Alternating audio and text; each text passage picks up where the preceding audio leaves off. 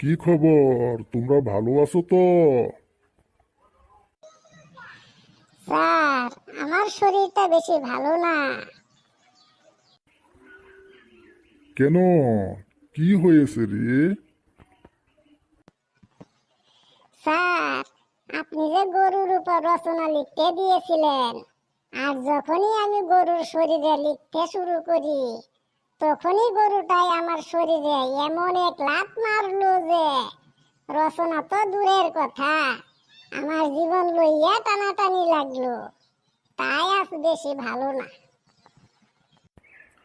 আর রিঙ্কি, তোমার রচনা কোথায়? স্যার, আমি যখন মার কাছে একটা কলম খুঁজি গরুর শরীরে লেখার জন্য, তখন মা বলল গরুর শরীরে লেখা ঠিক নয়। তাই মা কলমটাই দিল না। বাবা, তোমরা তো সাংঘাতিক ছাত্র। আর রিঙ্কির মাও তো কম না। আমি বলছি গরুর রচনা লিখতে, আর তোমরা গরুর শরীরে লেখা আরম্ভ করে দিয়েছো। বাহ বাহ। ঠিক আছে, আজকে ছুটি। কাল আবার দেখা হবে, কেমন?